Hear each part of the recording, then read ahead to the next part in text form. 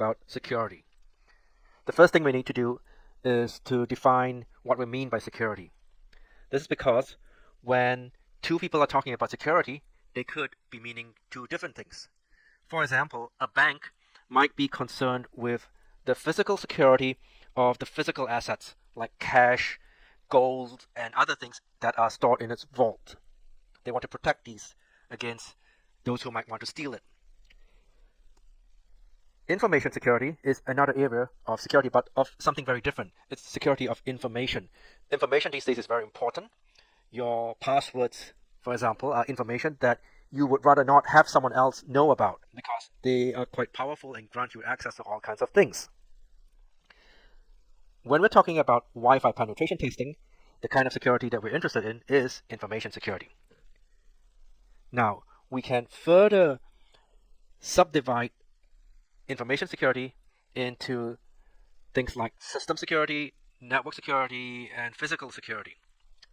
So, for example, you have a PC, there's some information in it that you would like to be secure. That's why you log into your PC and you don't just let anyone access your PC because there's valuable information in it. Logging into a PC is one of the aspects of what is known as system security. Besides system security, there's also physical security. So maybe your PC, you lock it to your desk and you don't make it easy for people to just grab your PC and bring it somewhere else where they can slowly break the system security measures that might be in it. So that's an example of physical security.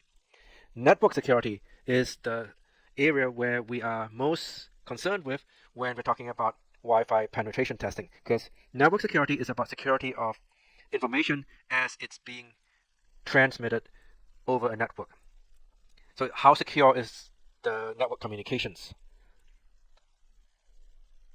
We want to protect against various kinds of vulnerabilities because attackers can find ways to exploit such vulnerabilities.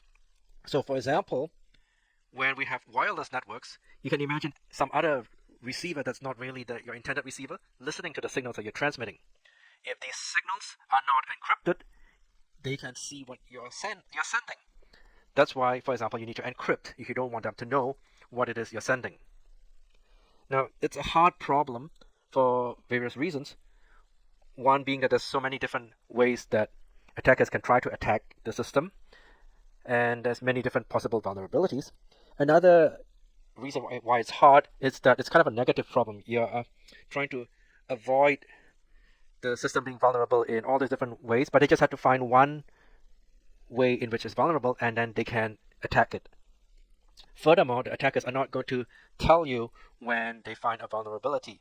Well, maybe they might want to boast to their friends, but what I'm saying is that sometimes it's better for them if you don't know and they can keep exploiting that particular vulnerability and stealing your data or doing other things that you actually don't want them to be doing with your precious information. Alright, so Wi-Fi security is about network security. We can be even more precise when we're talking about network security. And to do that, we need to consider the kinds of vulnerabilities that may exist when we're communicating over a network, and then how we can protect against these vulnerabilities. So the first thing that we might want to protect against is people listening to the traffic that's going over the network. So that's known as eavesdropping, and we want to protect against eavesdropping. The technical term for this is that we want to provide confidentiality services or secrecy services so that the traffic is confidential and it's not something that an attacker can just see by just eavesdropping on the channel. Another thing that an attacker can do, so let's say the attacker is not able to see the traffic because it's encrypted and so it's confidential. The attacker could try to impersonate another device and that way then be able to try to trick the other side, the sender, to send information to the attacker. To protect against that, we need proper authentication, so you authenticate who the other side is. A third major way that an attacker can try to attack your network communications is by altering messages that are going over the network. And this could be done in order to break your eavesdropping protection or your impersonation protection. And so we also need to ensure the integrity of the data, meaning that if the data is not altered, then we can trust it. Whereas if it has been altered, we would like to know, and that we don't make use of altered data. We live in a digital world.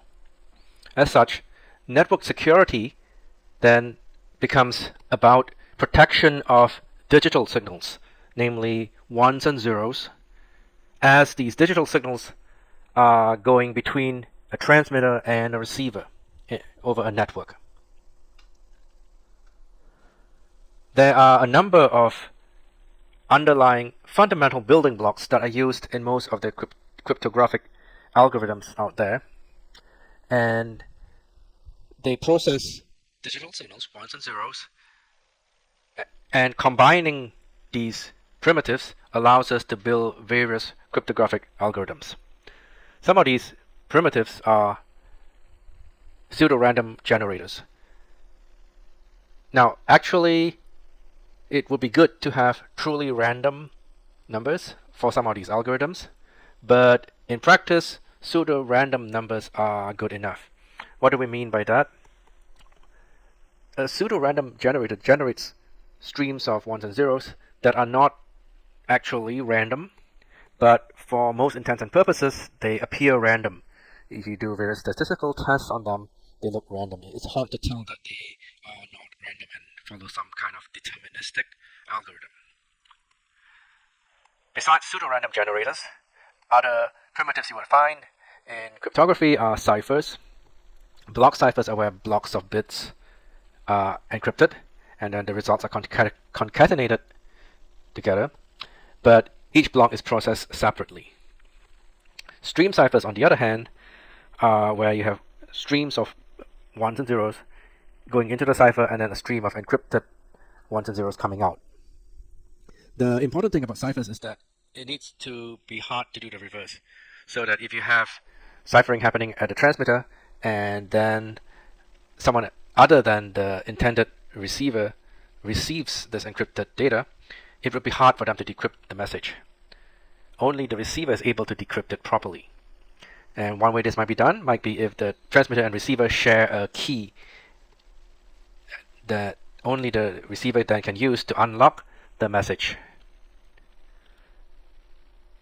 Another security primitive that is found in cryptographic algorithms is a cryptographic hash. In order to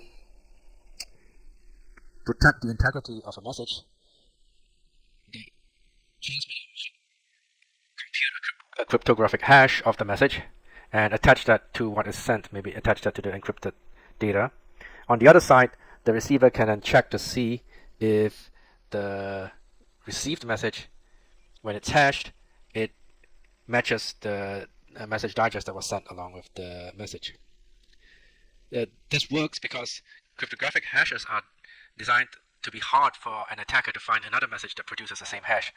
So if an attacker actually has modified the message, it will very likely have a different hash. It's very hard for an attacker to, after modifying the message, to then make some additional modifications perhaps, such that the resultant message would produce the same hash. So the hash is not going to match. Now all of these security primitives can be combined in various ways, and they are done so in different cryptographic algorithms, but they are not easy to do. It's difficult and tricky to apply. A standard feature of cryptographic algorithms is the use of keys. So if a transmitter and a receiver are sharing a key, for example, in some cryptographic algorithms, this means that it's very difficult for an attacker without that same key to be able to decrypt the message sent from the transmitter to the receiver. There are two main models for how these keys are related. In the first model, known as shared secret cryptography or symmetric cryptography, the two keys K1 and K2 are the same key. That's reasonable, makes sense, and it's easy to see why then if the attacker does not have the same key, the attacker might not be able to decrypt the message, because the key is what unlocks the message.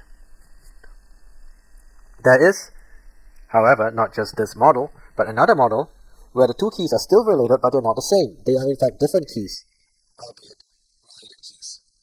This is the public key cryptography model, also known as asymmetric cryptography.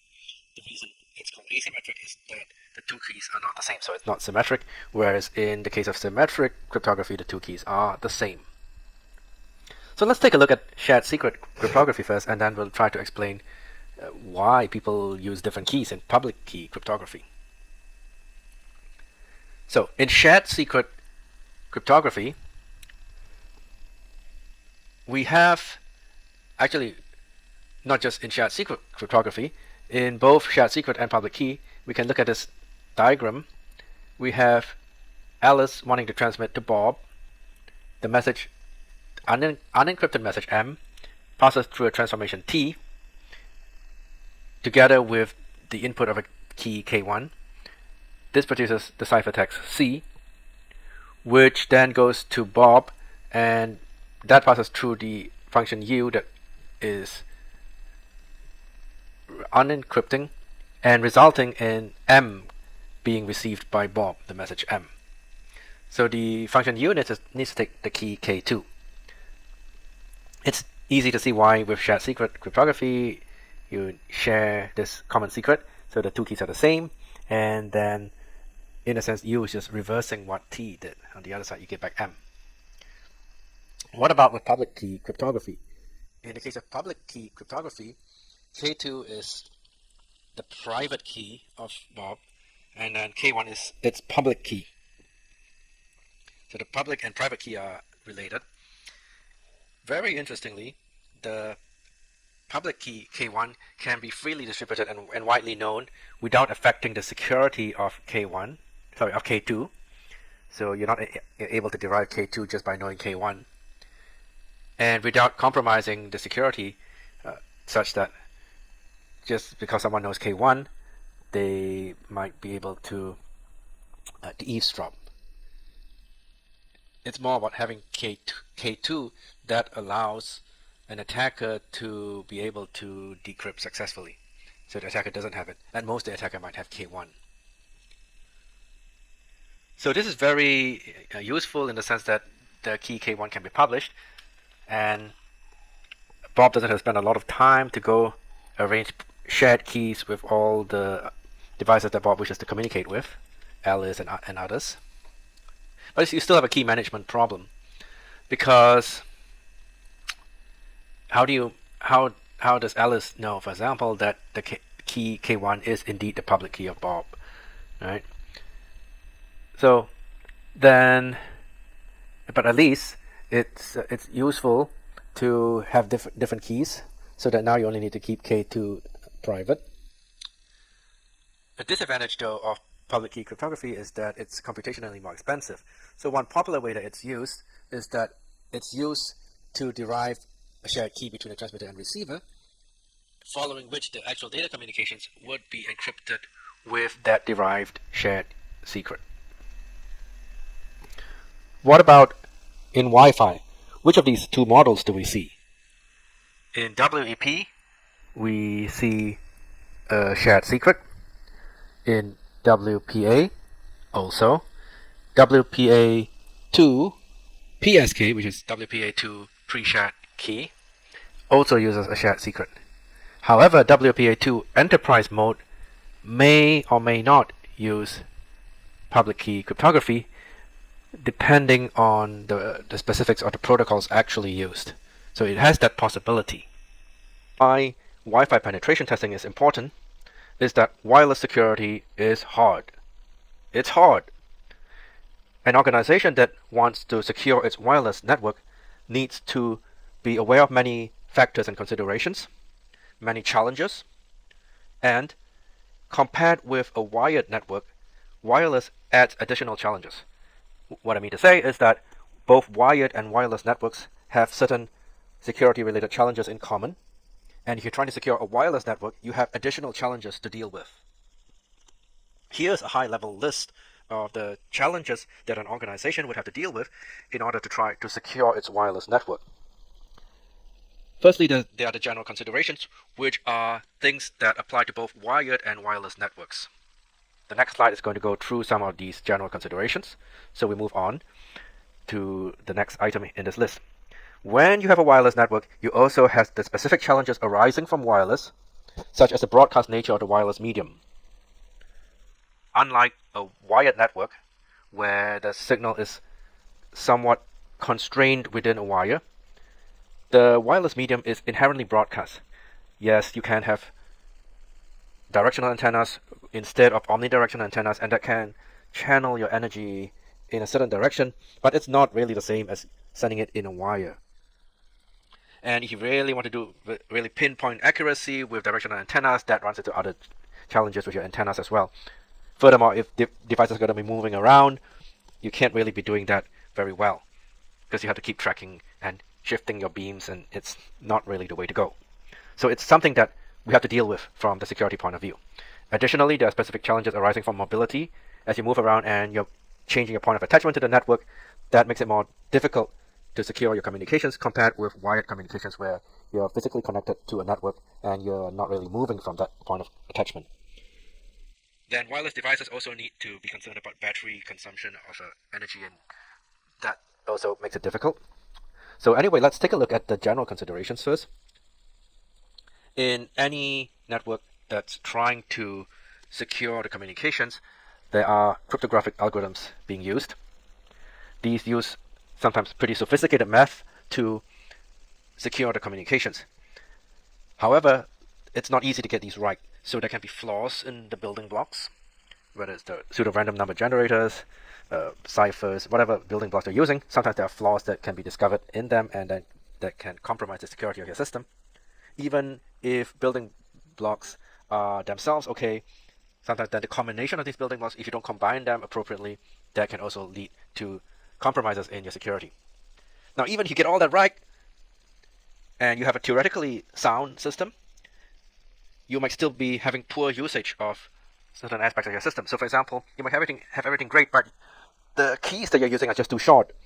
Then you might become vulnerable to simple brute force attacks because there's not enough combinations of keys. And that's about securing your cryptographic algorithms. Now let's say you have got your cryptographic algorithms well done and well designed. Even then, you still have other concerns because the hackers might be trying to get around these protocols through other means, such as social engineering. With social engineering, we're talking about how organizations are made of people, and these people might not really be very security savvy, so you might find hackers being able to trick someone into revealing information about the system, revealing things like their passwords, and whatever other human mistakes that people can make. So that's where the social engineering comes into play and makes it hard. You have to educate your users. Besides that, poor policies can also cause problems.